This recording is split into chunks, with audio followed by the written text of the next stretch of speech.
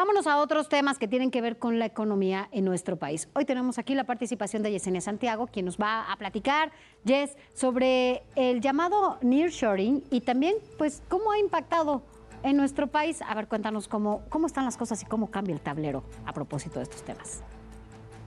Hola Sofi, muy buena noche. Como te adelantaba al principio del programa, los municipios de la zona libre de la frontera norte del país son los más beneficiados por el nearshoring.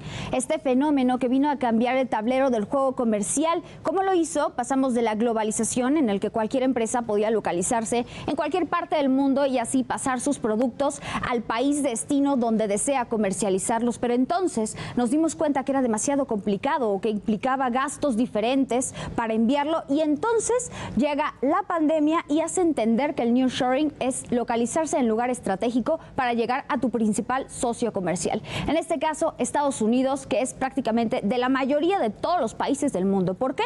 Porque tiene 331 millones de habitantes y de ellos, lo más importante, 70% pertenecen a la clase media con poder de compra.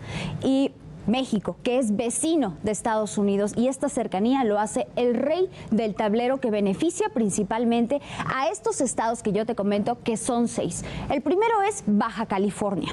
Y en este estado, por ejemplo, en ciudades como en Ensenada, en Mexicali, playas del Rosarito, Tecate, como las que ves tú aquí, pues precisamente es donde se ha incentivado y que ha habido beneficios importantes de los que te voy a seguir hablando. Está Sonora también, Agua Prieta, Altar, Caborca. Otro de los estados que también ha sido bastante beneficiado por este tema es Chihuahua. Y justamente en Ciudad Juárez es una de las ciudades donde más se ha sentido, y en el aspecto de la construcción te voy a profundizar más adelante.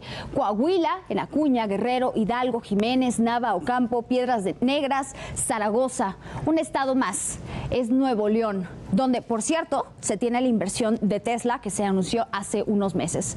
Y bueno, es importante que sobre todo resaltemos que estos estados, Tamaulipas como último, pues han tenido beneficios importantes tanto para la construcción como para el desarrollo económico, pero sobre todo para el ciudadano de a pie. Vamos a ahondar más en ello, pero antes vamos a escuchar a Iván Sosa, quien es CEO de Dinero en Acción, y nos va a dar más detalles de cómo funciona el nearshoring.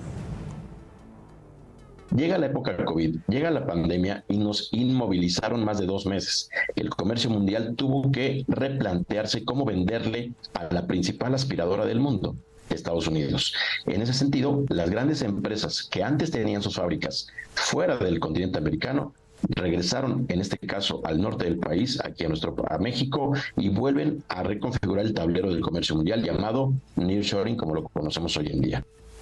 En 2019 se crea el programa de la Zona Libre de la Frontera Norte, que antes, en la administración de Enrique Peña Nieto, se llamaba Zonas Económicas Especiales.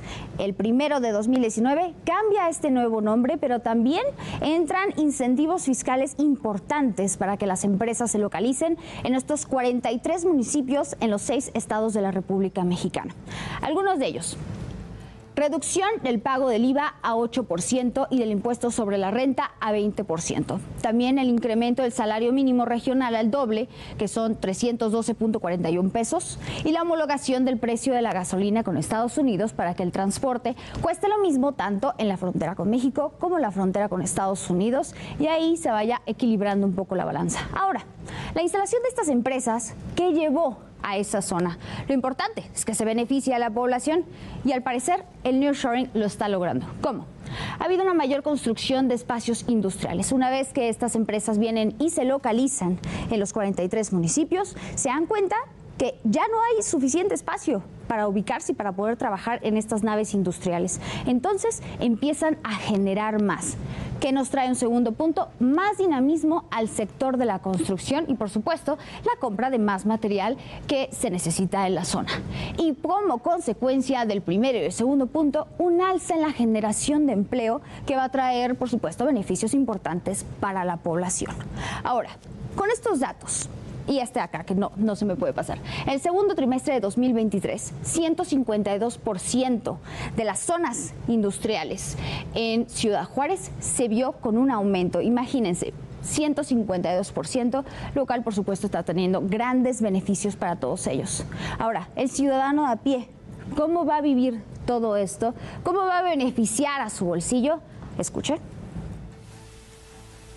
que empiezan a incrementar los sueldos y empiezan a incrementar también la base de empleos directos e indirectos, porque tienen que construir mayores naves industriales, inclusive mayores viviendas para los que van a trabajar en estas nuevas empresas. Eso significa mayor consumo, mayor potencial de compra para los mexicanos que viven en estas zonas, y eso significa también un dinamismo económico a nivel nacional. Algo irónico es que desde 2018, cuando entra la política federal del presidente López Obrador, se entiende, debido sobre todo a las dos obras insignia que se ubican ahí, que es la refinería de Dos Bocas y también el Tren Maya que llega a la península, es que el beneficio, la inyección de dinero más importante sería al sureste de México. Sin embargo, no se esperaba que la pandemia viniera a cambiar todo este tablero y se esperaba una importante inversión en el norte a través del nearshoring con la relocalización de estas empresas y así generar un equilibrio de la balanza en términos de inversión y lo más importante, que le vaya bien a los ciudadanos, porque si hay inversión en todas partes, pues nos va bien a todo el mundo.